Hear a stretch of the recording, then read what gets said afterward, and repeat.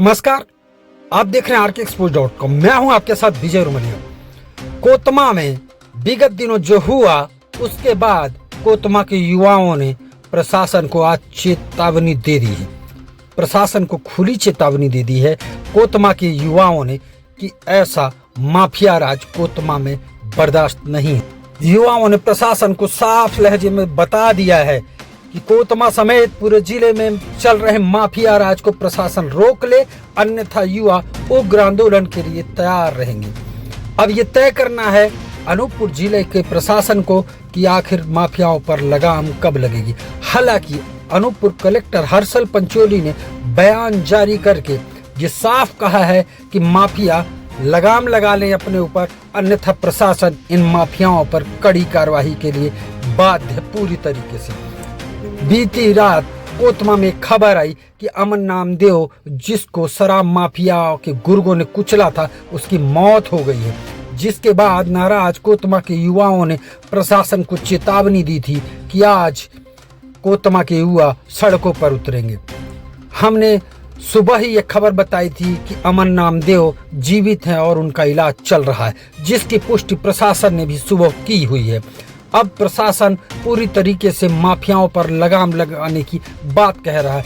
सुन लीजिएगा पूरी बातचीत प्रशासन और कोतमा नगर के युवाओं के बीच क्या बातचीत हुई।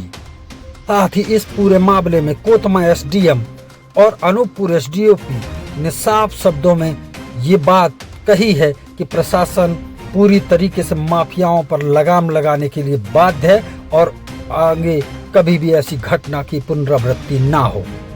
एक मिनट की मॉनिटरिंग प्रशासन करे।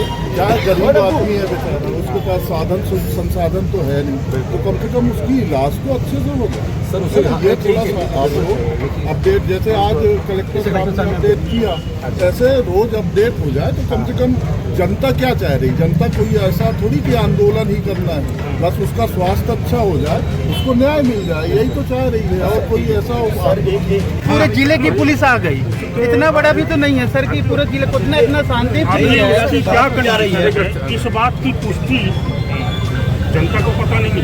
कल जो अफवाह होगा।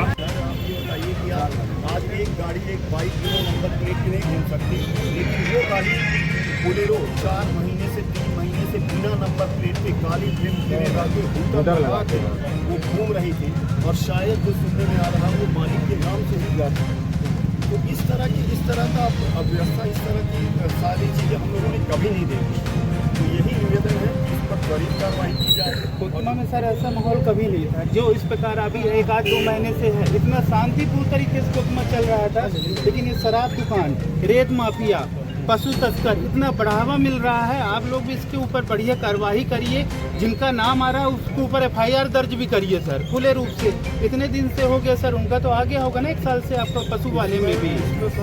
केस भी बना दो। जैसे देखिए दारू दुकान, हर गाड़ियों में देखिए इस प्रकार का ये है, ये गाड़ी नंबर है, इसमें मतलब रखा है क्या, डंडा गेड़ा सब रखा, अवैध हथियार रखे गए। उनके हर एक गाड़ी की चेकिंग की होनी चाहिए सर। ये नहीं कि सर प्रायोरिटी से करी है।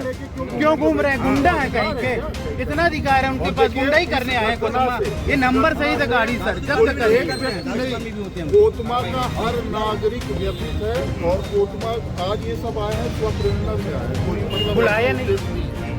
लेकिन आप सोचो आप समाज में रहते हैं। केवल ये अमन नामदेव की चलते नहीं हुआ, जयतहरी में भी वही हुआ कि जो पीड़ित था उसको निर्ममता के तहत, निर्ममता से, मतलब मैं बोलता हूँ कि वो व्यक्ति जिसको पीटा गया हो सकता है गलत है, आक्रोश भी स्वाभाविक, लेकिन 50 जिले में इंड के लोग आके मार रहे हैं। और जब वो कहीं गिरफ्तार किए होंगे तो वो जयतहरी के 20-25 लड़कों के खिलाफ जितनी तेजी से कार्रवाई की गई, उसका 1% भी उन ठेकेदारों के जिन्होंने उसको मारा था उसके साथ नहीं किया गया। और इसके पहले भी यही आसपास के लोकल लड़कों को दबाने के लिए अगर कोई भी इनके अपना अत्याचार पर आवाज़ उठाता है तो उसको गलत मुकदमों में फंसा करके उनको जेल भेजा जा रहा है। आज कई लड़के 2-2 महीने से जेल में। और ये भी ना सर कि आज जो बाहर से आ रहे हैं, आज ये घटना हो रही, कल फिरौती की घटना हुई, किसी को किडनैप करेंगे, ये करेंगे, बाहर के लोग क्या जानकारी है, ये सब क्या जाएगी, सब यही चल रहा है सर पूरे क्षेत्र में।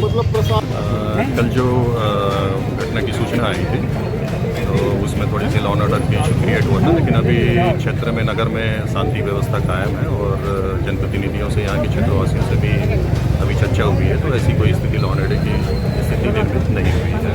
जैसे ही सूचना प्राप्त हुई है कि वो युवक जीवित है, तो उसे ही सूचना दे दी गई थी, नीचे सभी को जानकारी बता दी गई थी।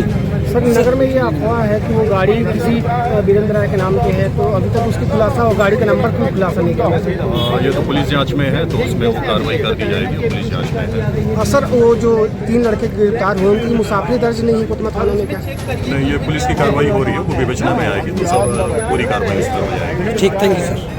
अभी कल की जो स्थिति थी उसके फलस्वरूप जो है आज कोतमा कस्बे में पूरा बल जो है ड्यूटी लगाई गई है और आज जनप्रतिनिधियों व जो गणमान्य नागरिक हैं उनसे सहयोग की अपील करी गई है और आज समन्वय स्थापित किया गया है, उनसे चर्चा करी गई है और उनकी जो मांगे थी उस पर वरिष्ठ अधिकारियों को भी अवगत किया जाएगा और उस पर जरूर तत्काल निराकरण किया जाएगा। सर, एक सवाल है, पूरे जिले में माफियाओं का आतंक फैला हुआ है, प्रशासन क्या हमेशा घटना का इंतजार करता है कि जब घटना होगा तभी प्रशासन सचेत होगा?